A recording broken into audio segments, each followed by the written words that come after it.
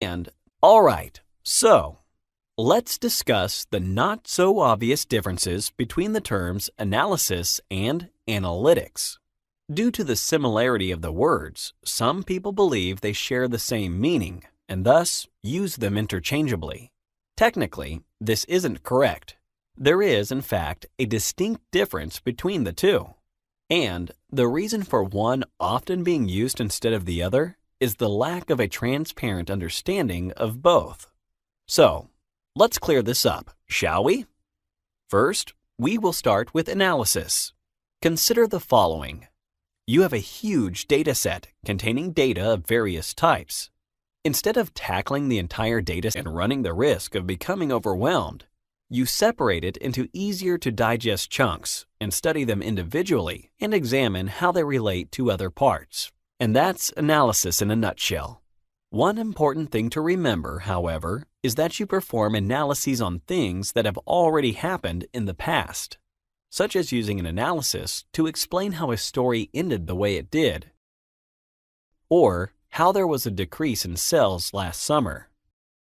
All this means that we do analyses to explain how and/or why something happened. Great!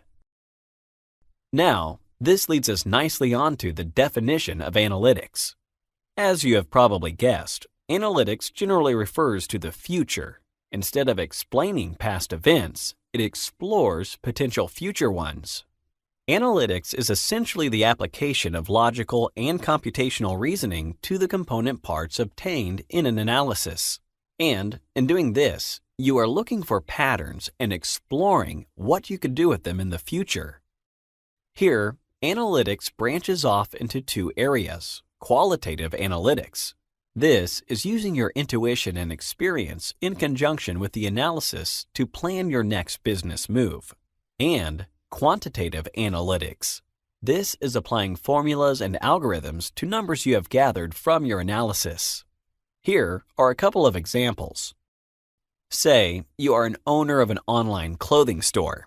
You are ahead of the competition and have a great understanding of what your customers' needs and wants are. You've performed a very detailed analysis from women's clothing articles and feel sure about which fashion trends to follow. You may use this intuition to decide on which styles of clothing to start selling. This would be qualitative analytics.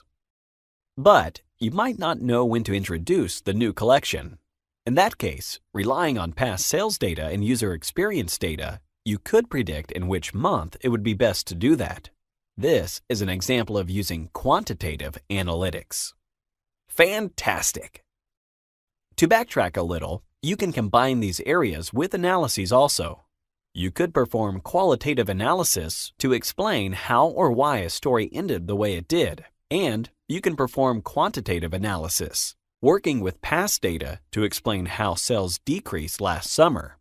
Perfect! Now that we have cleared up the differences between analysis and analytics, it shouldn't be too difficult to see how terms such as data analysis, data analytics, business analysis, and business analytics can have their unique meanings too. More of this will be explained in the next video, which aims to simplify these as well as many more with a fantastic diagram. So, let's move on.